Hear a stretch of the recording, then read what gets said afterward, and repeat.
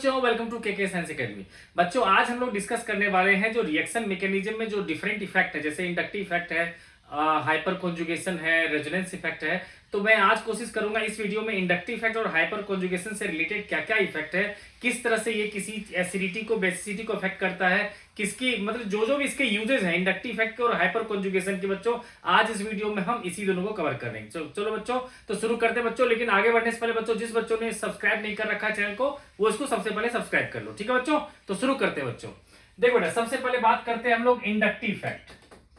ठीक है, तो देखो बच्चों, इंडक्टिव इफेक्ट जो है वो बहुत ही सिंपल है। ठीक है, लेकिन इंडक्टिव इफेक्ट का बेटा रूल जो है और उसका एप्लीकेशन जो है वो हर जगह होता है। जैसे बच्चों, मान लिया मैंने CH3 CH2 CH2 Cl, तो आपको पता है बच्चों कि ये कार्बन और क्लोरीन के बीच में क्या होता है, इलेक्ट्रोनेगेटिविटी का डिफरेंस होता है। ठीक है, तो क्लोरीन होता है मोर इलेक्ट्रोनेगेटिव, तो ये क्या करता है, शेयर्ड पेयर को अपनी तरफ खींच लेता है। इसे इस पे डेल्टा नेगेटिव चार्ज आ जाता है, इस पे डेल्टा पॉजिटिव चार्ज आ जाता है। ठीक है बच्चों, अब जब इस पर पॉजिटिव चार्ज हो गया तो ये हो गया इलेक्ट्रॉन डेफिशिएंट, तो अब ये हो गया मोर इलेक्ट्रोनेगेटिव, तो ये क्या करेगा, इससे भी थोड़ा बहुत इलेक्ट्रॉन खींचेगा, तो इसको डेल्टा डेल्टा पॉजिटिव चार्ज आ जाता है। इसी तरह से इस पे delta delta delta positive charge, मतलब सबसे ज्यादा इलेक्ट्रॉन का ट्रांसफर ये करता है, उससे कम ये करता है और सबसे कम ये करता है, और हार्डली 3 कार्बन के बाद ये इफेक्ट लगभग नेग्लिजिबल हो जाता है। ठीक है बच्चों, तो आप ये कह सकते हो कि इन सब से इलेक्ट्रॉन छीन लिया या इन सब ने क्या किया, इलेक्ट्रॉन को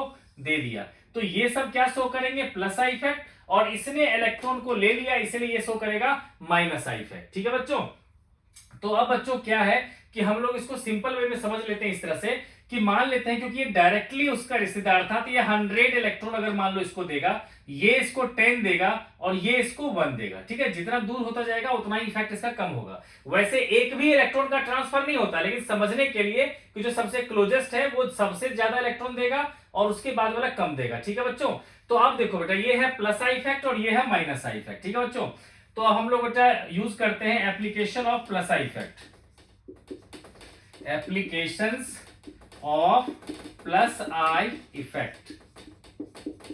देखो बच्चों, सबसे पहले प्लस आई इफेक्ट क्या करता है, ये होता है बेटा जी, increases stability of carbocation, increases stability of carbocation, stability of carbocations. ठीक है बच्चे, क्या होता है बेटा, जो कार्बोकैटायंस होता है उसकी स्टेबिलिटी को प्लस आई इफेक्ट करता है। कैसे, तो जैसे कि मान लो बेटा ये CH3 प्लस लिख दिया, इसके साथ कोई नहीं है इसलिए इलेक्ट्रॉन डेफिशिएंट है। ठीक है, लेकिन अगर मान लो मैंने इसके साथ लगा दिया CH3 CH2 प्लस, ठीक है, तो क्या होगा कि अब ये CH3 ग्रुप आ गया है जो थोड़ी सी इलेक्ट्रॉन इसको ट्रांसफर कर देगा, इसके कारण क्या होगा, ये थोड़ा सा ज्यादा स्टेबल हो जाएगा। अब वहीं बेटा एक और एग्जांपल ले लेते हैं, CH3 CH2 CH2 प्लस। ठीक है, तो क्या होगा, ये डायरेक्टली है इसके साथ जुड़ा हुआ, तो मान लो ये 100 देगा और ये इसको 10 देगा। ठीक है, तो इसको लगभग 110 मिल गया और इसको सिर्फ कितना मिला, 100। तो ऑब्वियस सी बात है कि ये जो डेफिशिएंट है इसको सबसे इन दोनों में ज्यादा किससे मिला, इससे मिला, तो इससे ज्यादा स्टेबल ये और इससे ज्यादा स्टेबल ये। ठीक है बच्चों, अब क्या है, देखो ये सबके सब 1 डिग्री है। कैसे पता चलता है 1 डिग्री, कि जिस कार्बन पे पॉजिटिव चार्ज है वो डायरेक्टली सिर्फ एक कार्बन से जुड़ा हुआ है, इसलिए ये सब क्या है, 1 डिग्री। ये भी है हमारा 1 डिग्री। ठीक है बच्चों, अब क्या करते हैं बेटा हम लोग कि 2 डिग्री और 3 डिग्री लेकर के करते हैं। ठीक है बच्चों, तो देखो बच्चों किस तरह से प्लस आई इफेक्ट जो है 1 डिग्री से ज्यादा 2 डिग्री में और 2 डिग्री से ज्यादा 3 डिग्री में काम करता है। ठीक है बच्चों, देखो अगर बेटा जी हमने सेम कार्बन ले लिया CH3 CH2 CH2 पॉजिटिव, ठीक है, तो इसमें देखो और इसमें देखते बच्चे कि CH3 CH पॉजिटिव और CH3।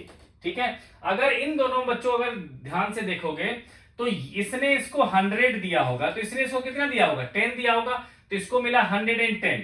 जबकि हम इसमें देखेंगे बच्चों तो इसने भी 100 दिया, इसने भी 100 दिया। क्यों, क्योंकि डायरेक्टली अटैच ये दोनों ही है ना। और वैसे देखो ये कार्बन डायरेक्टली 2 कार्बन से जुड़ा हुआ, इसलिए कहेंगे इसको 2 डिग्री, इसको कहेंगे 1 डिग्री। तो इस तरह से प्लस आई इफेक्ट के जो है वो 1 डिग्री से ज्यादा हो रहा है 2 डिग्री में। ठीक है बच्चों, अब बच्चों एग्जांपल लेते हैं एक और, CH3 CH positive CH2 CH3, ये है बेटा 2 डिग्री का, और एक ले लेते हैं 3 degree, C positive CH3 CH3। ठीक है बच्चों, देखो कार्बन इसमें भी 4 है, उसमें भी 4 है। अगर ये 100 दे रहा होगा बच्चों तो ये भी 100 देगा, ये भी 10 देगा, ठीक है। तो इसको मिल गया बच्चों 210 के करीब इसको इलेक्ट्रॉन्स, ठीक है। अब यहां देखते हैं बच्चे, यहां पर 100 मिला, यहां 100 मिला, यहां 100 मिला, ठीक है। तो क्या हो गया, इसको ज्यादा इलेक्ट्रॉन मिला, ठीक है ना। तो ये जो डेफिशिएंट कार्बन था उसको ज्यादा इलेक्ट्रॉन मिलने के कारण क्या हो गया, ये हो गया हमारा मोर स्टेबल, ठीक है बच्चों। तो आप कह सकते हो कि since plus I effect increases from 1 degree से ज्यादा, 2 डिग्री से ज्यादा, 3 degree, therefore stability of carbocation, stability of carbocations also increases from 1 degree से ज्यादा, 2 डिग्री से ज्यादा, 3 डिग्री, ठीक है बच्चों।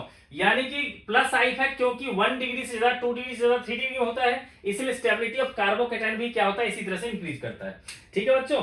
तो बेटा ये तो समझ लिया आपने कि कार्बोकैटायन की स्टेबिलिटी प्लस आई इफेक्ट क्या करता है, इंक्रीज करता है। अब देखते हैं बेटा जो कार्बेनाइन के लिए ये क्या करेगा, ठीक है। तो देखो बच्चों कार्बेनाइन की स्टेबिलिटी को ये डिक्रीज करेगा। तो सेकंड पॉइंट लिखेंगे, it decreases the stability of कार्बेनाइन, decreases stability of कार्बेनाइन, ठीक है बच्चों। तो अब देखो बेटा क्या होगा कि जैसे कि मान लो CH3 नेगेटिव चार्ज है इस पर, ऑलरेडी बेटा नेगेटिव चार्ज है मतलब अनस्टेबल है। अब इसके साथ क्या हो गया कि CH2 नेगेटिव, इसके पास ऑलरेडी नेगेटिव चार्ज था, मान लो 100 kg का वजन था, इसने बेटा थोड़ा सा और इलेक्ट्रॉन दे दिया, मतलब 10 kg और वजन डाल दिया। तो क्या हो गया, ये ज्यादा स्टेबल कौन होगा, ये जिसके पास के कम वजन है, इसलिए क्या होगा, मोर स्टेबल ये होगा, ठीक है बच्चों। तो ये हो गया बेटा जी सेकेंड एप्लीकेशन। थर्ड बेटा हम बात करते हैं कि plus I effect increases basicity, increases basicity, ठीक है। तो देखो बच्चों किस तरह से, देखो बेटा अगर मान लो हमने एग्जांपल लिया एक NH3 का और दूसरा एग्जांपल लिया मैंने CH3NH2 का, ठीक है। तीसरा एग्जांपल लिया CH3NHCH3 का, ठीक है। तो देखो बच्चों इन तीनों में ही जो नाइट्रोजन पे एक एक लोन पेयर पड़ा हुआ है, ठीक है। तो नाइट्रोजन की तरफ से तो सब में सेम ही है। अब देखो इसके पास और कोई इलेक्ट्रॉन देने वाला नहीं है, लेकिन यहां पर ये आ गया प्लस आई इफेक्ट से थोड़ा सा इलेक्ट्रॉन नाइट्रोजन को दे दिया, इसलिए नाइट्रोजन पे इलेक्ट्रॉन डेंसिटी थोड़ी सी बढ़ गई और यहां पर 2-2 आ गया। तो क्या होगा, इससे इलेक्ट्रॉन डेंसिटी और ज्यादा बढ़ गया। तो हम कह सकते हैं इससे ज्यादा बेसिक ये और इससे ज्यादा बेसिक ये, ठीक है। तो हम लोग कह सकते हैं बच्चे कि बेसिसिटी इंक्रीज कर रहा है, बेसिसिटी इंक्रीजेस। क्यों बच्चे, क्योंकि बेटा प्लस आई इफेक्ट क्या हो रहा है, इंक्रीज हो रहा है। अगर 3 डिग्री लेंगे तो और ज्यादा बेसिक हो जाएगा, ठीक है बच्चे। तो ये हो गया बेटा जी बेसिसिटी पर इसका इफेक्ट, ठीक है। अब बात करते हैं बच्चों एसिडिटी पे।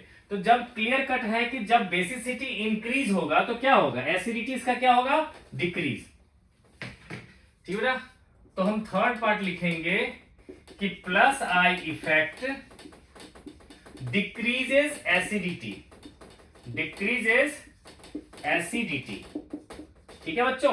अब देखो बेटा कंपेयर करके देख लेते हैं, CH3COOH, CH3CH2COOH, इन दोनों एसिड का बच्चे हम लोग कंपेयर करते हैं एसिडिटी। देखो जब भी बेटा एसिडिटी आपको कंपेयर करना होगा, दोनों का कॉन्जुगेट बेस लेते हैं हम लोग।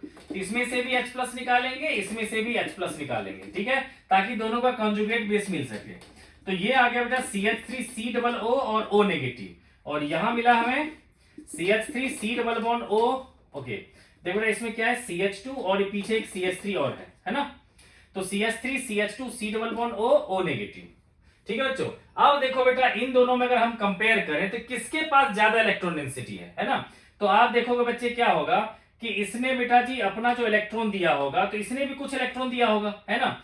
तो इस तरह से क्या होगा, यहां पर इलेक्ट्रॉन डेंसिटी ज्यादा हो गया होगा, लेकिन यहां देने वाला सिर्फ यही ग्रुप है ना।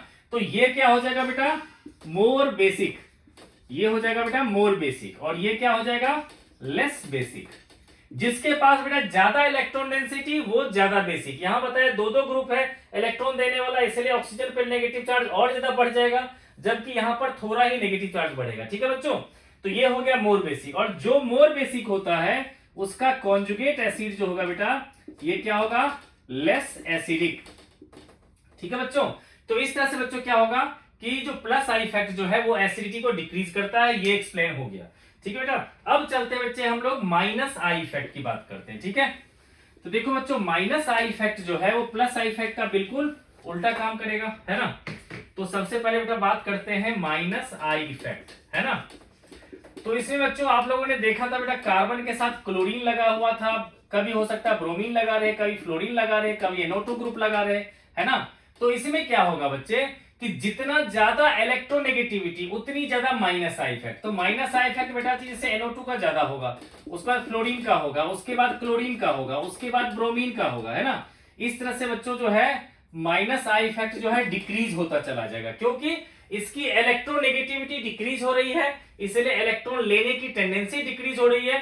तो क्या होगा बच्चों, माइनस आई इफेक्ट डिक्रीज कर रहा है। इसमें लिखेंगे हम लोग माइनस आई इफेक्ट डिक्रीजेस। ठीक है, यानी कि बेटा अगर फ्लोरीन क्लोरीन में से क्या होगा तो फ्लोरीन ज्यादा इलेक्ट्रॉन को खींचेगा, इसलिए यह होगा ज्यादा माइनस आई इफेक्ट। ठीक है बच्चे, अब इसका देखते हैं एप्लीकेशंस। ठीक है बेटा, तो सबसे पहले बात कार्बोकेटाइन की बात करते हैं, तो कहेंगे minus I effect decreases stability, decreases stability of carbocations, carbocations. ठीक है बच्चों, अब देखो बेटा जैसे कि एग्जांपल लेते हैं बेटा, जैसे कि CH3 पॉजिटिव चार्ज, ये खुद ही बेटा इलेक्ट्रॉन डेफिशिएंट है। अगर इसके ऊपर मैंने क्या किया, एक क्लोरीन लगा दिया, ठीक है, तो ये क्या करेगा, इससे और इलेक्ट्रॉन खींच लेगा, तो ये क्या होगा, अनस्टेबल हो जाएगा। अगर इस पर मैंने दो लगा दिया Cl, एक इधर भी लगा दिया Cl, इधर भी लगा दिया Cl, ये भी खींचा ये भी खींचा, तो क्या होगा, ये हाईली अनस्टेबल हो जाएगा, है ना। तो कह सकते हैं स्टेबिलिटी यहां पर क्या होगा बच्चे कि इसके पास कोई लेने वाला नहीं है, इसलिए ये मोर स्टेबल, है ना। तो इस तरह से कह सकते हैं कि स्टेबिलिटी डिक्रीजेस, स्टेबिलिटी डिक्रीजेस। ये किसके लिए होगा बेटा कि कार्बोकेटाइन पे माइनस आई इफेक्ट जो है वो स्टेबिलिटी को डिक्रीज करता है। ठीक है, अब वही हम बेटा हम ले लेंगे बेटा, अब कार्बेनाइन की बात करेंगे। ठीक है, तो कार्बेनाइन के केस में क्या कह सकते हैं बेटा हम लोग कि minus I effect increases stability, increases stability of कार्बेनाइन। कार्बेनाइन मतलब नेगेटिव चार्ज वाला कार्बन। ठीक है ना बच्चे, अब देखो जैसे बेटा देखो ये CH3 नेगेटिव था, है ना। अब यहां पर लगाया बेटा CH2 नेगेटिव चार्ज Cl, यहां लगाया मैंने CH Cl Cl और नेगेटिव चार्ज। देखो बेटा इसके पास 100 kg वजन था, वो तो वही है। अब यहां पर क्या हुआ, ये आया कुछ इलेक्ट्रॉन को विथड्रॉ कर लिया, मतलब उसके वजन को थोड़ा सा कम कर दिया, अब 90 kg का वजन कर दिया। ये भी आया बेटा, ये भी थोड़ा सा इलेक्ट्रॉन और खींच लिया, तो क्या होगा, अब इसके पर वजन कम हो गया, क्योंकि इलेक्ट्रॉन डेंसिटी इसका क्या होगा, कम हो गया, है ना। तो क्योंकि स्टेबिलिटी बच्चों क्या है, इलेक्ट्रॉन जो है बच्चे, जो इलेक्ट्रॉन का जो नेगेटिव चार्ज था वो कम होता जा रहा है ना, इसलिए कह सकते हैं स्टेबिलिटी इंक्रीजेस, स्टेबिलिटी इंक्रीजेस। ठीक है बच्चे, क्या होगा बेटा, क्योंकि नेगेटिव चार्ज सबसे खींचता जा रहा है। देखो कोई भी चार्ज जितना कम हो उतना ज्यादा वो स्टेबल होता है। ठीक है, तो यहां नेगेटिव चार्ज को कम करने वाला कोई नहीं था, लेकिन यहां पर एक है कम करने वाला, यहां दो है कम करने वाला, तो क्या होगा, इस तरह से स्टेबिलिटी कार्बेनाइन की जो है बढ़ जाएगी by application of minus I effect. ठीक है बेटा, अब बेटा जी नेक्स्ट लेते हैं हम लोग एसिडिटी की बात करते हैं। ठीक है बेटा, तो एसिडिटी में क्या होगा बेटा कि माइनस आई इफेक्ट, देखो plus I effect basicity increase करता था, तो ये क्या करेगा, कह सकते हैं हम लोग कि minus I effect increases acidity, increases acidity. ठीक है बेटा, चाहे जिसका भी, जैसे एसिडिटी ऑफ कार्बोक्सिलिक एसिड कह लेते हैं, कार्बोक्सिलिक एसिड। ठीक है बेटा, अब एग्जांपल लेते हैं। देखो बेटा जैसे कि एग्जांपल लिया मैंने CH3COOH और दूसरा एग्जांपल लिया CH2Cl COOH, है ना। अब इन दोनों बेटा एसिडिटी कंपेयर करना है, तो मैंने पहले बता रखा है बच्चे कि जब भी हमें एसिडिटी कंपेयर करना हो, दोनों में से H+ निकाल दो, इसमें से भी H+ निकाला, इसमें से भी H+ निकाला, तो ये क्या हो गया CH3C double bond O O negative. यहां पर क्या हुआ, CH2Cl ये होगा बेटा। देखो अब इसमें से देखो कि यहां पर क्या था, जो भी नेगेटिव चार्ज था उसको ये प्लस आई इफेक्ट के कारण इलेक्ट्रॉन डेंसिटी बढ़ा रहा है, तो ये क्या हो गया, मोर बेसिक, क्योंकि इलेक्ट्रॉन डेंसिटी ऑक्सीजन पे जितना भी था वो बढ़ गया। लेकिन यहां देखो बेटा, ये Cl क्या किया, उससे इलेक्ट्रॉन को अपनी तरफ खींच लिया, तो इससे इलेक्ट्रॉन फिर इधर खींचेगा और इससे इलेक्ट्रॉन इधर खींचेगा, है ना। तो इस तरह से इस ऑक्सीजन पे नेगेटिव चार्ज कम हो गया, तो ये क्या हो गया हमारा, लेस बेसिक। और आपको पता है जो लेस बेसिक होगा उसका कॉन्जुगेट एसिड क्या हो जाएगा, मोर एसिडिक। ठीक है बच्चों, तो इस तरह से बच्चों क्या होगा कि ये होगा हमारा बेटा कि मोर एसिडिक। अब बेटा दो एग्जांपल और ले लेते हैं फटाफट, ठीक है। देखो बेटा इसमें से पहला एग्जांपल लेते हैं बेटा, जैसे कि कहीं लिखा हुआ है CH2Cl C OH, दूसरे में दे रखा बेटा कि CH2F C OH। पूछेगा बताओ इन दोनों में ज्यादा जो है एसिडिक कौन होगा, तो आपको पता है बेटा Cl और F यही दोनों फर्क है इसमें, तो क्या है फ्लोरीन, क्योंकि माइनस आई इफेक्ट ज्यादा शो करेगा, इसीलिए क्या होगा कि ये हो जाएगा हमारा मोर एसिडिक। ठीक है बेटा। अब देखो दूसरा एग्जांपल लेते हैं, CH2Cl CH2COOH, दूसरा एग्जांपल लेते हैं CH3CHCl COOH। अब इन दोनों में तो देखो मॉलिक्यूलर फॉर्मूला भी सेम है, Cl भी सेम है, सिर्फ पोजीशन Cl का अलग अलग है। ठीक है बेटा, तो इसको बेटा कंपेयर करके देख लेते हैं, दोनों में से H+ निकालेंगे। देखो तो ये रहा बेटा CH2Cl CH2 C double bond O negative. अब देखो CH3CHCl C double bond O negative. ठीक है बेटा। अब क्या होगा बेटा, देखो इसमें कि देखो ये Cl बेटा जी मान लो इससे 100 इलेक्ट्रॉन खींचेगा, तो इससे 10 खींचेगा, इससे 1 खींचेगा, इससे 1/10 खींचेगा। ठीक है, यानी कि बहुत कम इलेक्ट्रॉन खींच पाएगा। लेकिन यहां देखो ये Cl अगर इससे 100 खींचा तो इससे 10 खींचेगा, इससे 1 खींचेगा, मतलब यहां पर Cl ज्यादा इलेक्ट्रॉन को खींच पाता है। तो इस ऑक्सीजन के पास क्या होगा, इलेक्ट्रॉन डेंसिटी कम होगा, तो ये क्या हो जाएगा हमारा लेस बेसिक, है ना। तो ये क्या हो जाएगा बेटा, अच्छा यही है हमारा ये। ठीक है बेटा, तो ये हो जाएगा हमारा मोर एसिडिक। ठीक है ना बच्चों, this one is more acidic. ठीक है बेटा, क्योंकि देखो जो माइनस आई इफेक्ट वाला है बेटा वो COOH के जितना नजदीक रहेगा वो इंडक्टिव इफेक्ट अपना उतना ज्यादा शो करेगा। ठीक है, तो यहाँ Cl जो है COOH के जस्ट बाद वाले कार्बन पे तो ज्यादा माइनस आई इफेक्ट शो करेगा, यहाँ दूर है इसलिए कम माइनस आई इफेक्ट शो करेगा, इसलिए क्या होगा बेटा कि ये ज्यादा एसिडिक होगा। ठीक है बच्चे, तो ये रहा बेटा जी इंडक्टिव इफेक्ट के बारे में। ठीक है बच्चों, किसी को बच्चों कोई भी डाउट होगा तो बेटा कमेंट करना, मैं उसके लिए जो है क्लियर कर दूंगा उसको किसी अगले वीडियो में। अब चलते हैं बच्चों हम लोग नेक्स्ट टॉपिक पर, जो है बेटा जी हमारा हाइपर कॉन्जुगेशन। देखो बेटा अब है टॉपिक हमारा हाइपर कॉन्जुगेशन। इसको बेटा नो बॉन्ड रेजोनेंस भी कहा जाता है, इसको कहा जाता है नो बॉन्ड रेजोनेंस। ये कहां कहां काम करता है बच्चों, तो ये काम करता है बेटा stability of carbocation, stability of free radicals, पहले तो फ्री रेडिकल्स, दूसरा है बेटा जी stability of carbocations, stability of carbocations, और थर्ड जो है बेटा वो काम करता है एल्कीन की स्टेबिलिटी में, मतलब stability of alkene, stability of alkene. ठीक है बेटा, तो इन तीन जगहों बेटा वर्क करता है। तो बहुत सिंपल है बेटा, तो हम लोग स्टार्ट करते हैं बेटा इसको। ठीक है, तो सबसे पहला लेते हैं बेटा स्टेबिलिटी ऑफ फ्री रेडिकल। ठीक है, तो देखो बच्चों किस तरह से ये फ्री रेडिकल को स्टेबलाइज करता है। देखो बेटा ये है free radical CH3 free radical, दूसरा लिया बेटा जी CH3CH2 फ्री रेडिकल। अब आपसे पूछेगा बताओ इन दोनों में ज्यादा स्टेबल कौन होगा, तो आप कहोगे कि ये कैसे, दिखाता हूं मैं। देखो बेटा इसको मैं इस तरह से लिख लेते हैं,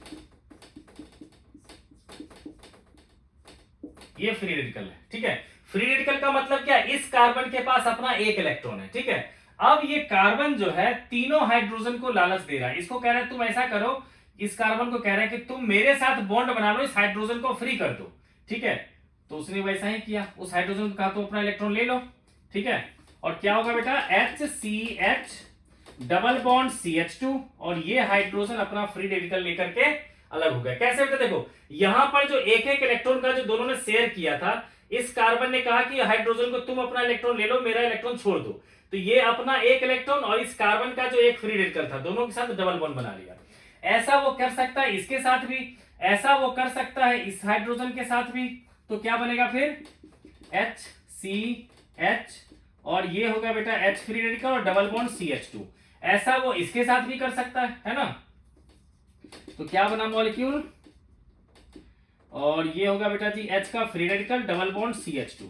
ठीक है, तो ये बेटा जी जो है अलग अलग सिचुएशन में हमारे जो है बनते जाते हैं रेजोनेटिंग स्ट्रक्चर्स। ठीक है, तो यहां पर क्योंकि बॉन्ड नहीं बनता है इसलिए इसको कहते हैं नो बॉन्ड रेजोनेंस। ठीक है बच्चों, तो ये किस चीज पे डिपेंड करता है, तो देखो फ्री रेडिकल जिस कार्बन पे है उसके जस्ट बाद वाला जो कार्बन होगा उसके पास जितने हाइड्रोजन होंगे उतने सारे रेजोनेटिंग स्ट्रक्चर्स होंगे। ठीक है बच्चों, और जितने ज्यादा रेजोनेटिंग स्ट्रक्चर उतनी ज्यादा स्टेबिलिटी। ठीक है बच्चे, तो क्या होगा कि हर बार बच्चे हमें यही देखना पड़ेगा किसी मॉलिक्यूल में कि किसके पास ज्यादा हाइपर कॉन्जुगेटिव हाइड्रोजन एटम्स है। जैसे कि मान लो बेटा CH3 CH2 CH2 free radical है ना, और दूसरा लिख लिया मैंने CH3 CH free radical CH3 है ना। अब देखो बच्चों यहां पर कितने हैं, सिर्फ 2 हाइपर कॉन्जुगेटिव हाइड्रोजन एटम्स है, और यहां पर क्या बेटा देखो इधर भी 3 है इधर भी 3 है, क्या हो गया 6 हाइपर कॉन्जुगेटिव हाइड्रोजन एटम्स। तो इसके 6 रेजोनेटिंग स्ट्रक्चर्स और इसके क्या होंगे सिर्फ 2, इसलिए क्या होगा मोर स्टेबल हो जाएगा बेटा। ये इस तरह से कह सकते हैं कि मोर द नंबर, देखो कह सकते हैं कि more the number of hyper conjugative H atoms more stable will be the free radical, more stable will be the free radicals। ठीक है बच्चों, जितना ज्यादा number of hyper conjugative hydrogen atom उतना ज्यादा होगा स्टेबिलिटी। ठीक है बच्चों, तो जिस तरह से बच्चों फ्री रेडिकल की स्टेबिलिटी का आपने देखा उसी तरह से बिल्कुल सेम तरीके से बच्चे आता है कार्बोकेटाइन की स्टेबिलिटी में भी हाइपर कॉन्जुगेशन काम करता है। तो बच्चों हम लोग ले लेते हैं इसका भी एग्जांपल एक।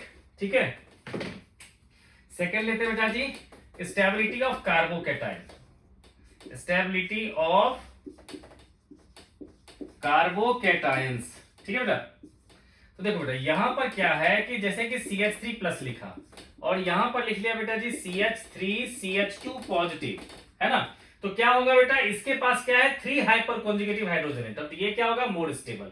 उसका बेटा सेम रीजन है कि अगर मान लो C के साथ H लगा हुआ है, CH2 पे पॉजिटिव चार्ज है ना, तो ये जो है बेटा जी ये क्या करेगा, ये कार्बन इस हाइड्रोजन से इलेक्ट्रॉन छीन करके यहां पर डबल बॉन्ड बना लेगा। ठीक है, तो क्या होगा HCH, ठीक है डबल बॉन्ड CH2 और ये हाइड्रोजन पॉजिटिव चार्ज के साथ अलग हो जाएगा। इसी तरह से ये भी कर लेगा ये भी कर लेगा। ठीक है बच्चों, तो यहां भी बेटा वही रूल लिखेंगे, क्या लिखेंगे बच्चों कि more the number of hyper conjugative hydrogen atoms, more the number of hyper conjugative H atoms more stable will be the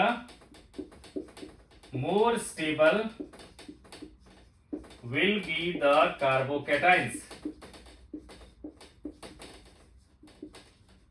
ठीक है बेटा, तो जैसे बेटा एग्जांपल ले लेते हैं इसका भी। ठीक है ना, जैसे बेटा इधर है molecule CH3 CH2 positive charge है ना, दूसरा ले लिया बेटा जी CH3 CH पॉजिटिव CH3 है ना। तो आप देखो बेटा यहां भी क्या हो गया कि 2 हाइपर कॉन्जुगेटिव हाइड्रोजन एटम और यहां क्या हो गया 336 हाइपर कॉन्जुगेटिव हाइड्रोजन एटम्स है ना बेटा। तो क्या होगा इससे ज्यादा स्टेबल हो जाएगा ये। इसी तरह से बेटा जी अगर हमने एग्जांपल ले लिया CH3 CH plus CH2 CH3 और दूसरा एग्जांपल ले लिया CH3 C पॉजिटिव CH3 और CH3, तो यहां पे देखो बेटा कितना है 3 2 5 और यहां कितना है 3 3 3 9, तो क्या होगा बच्चे यहां पर 9, इसलिए ये ज्यादा स्टेबल होगा। ठीक है बच्चों, तो इस तरह से बच्चों हाइपर कॉन्जुगेटिव हाइड्रोजन एटम जो है ये डिसाइड करता है कि कौन सा कार्बोकेटाइन ज्यादा स्टेबल है। ठीक है बेटा, अब चलते हैं बच्चों हम लोग एल्कीन की तरफ। ठीक है, तो देखो बेटा एल्कीन में किस तरह से एल्कीन की स्टेबिलिटी को भी ये डिसाइड करता है हाइपर कॉन्जुगेशन, इसको डिस्कस करते हैं। देखो बेटा क्या होता है कि अगर कभी भी कोई भी मॉलिक्यूल्स की बात करेंगे हम लोग, जैसे कि ये CH2 है ना, तो इन दोनों कार्बन को कहते हैं बेटा जी विनाइलिक कार्बन, विनाइलिक कार्बन। और उसके जस्ट बाद वाला जो कार्बन होता है उसको कहते हैं हम लोग एलाइलिक कार्बन।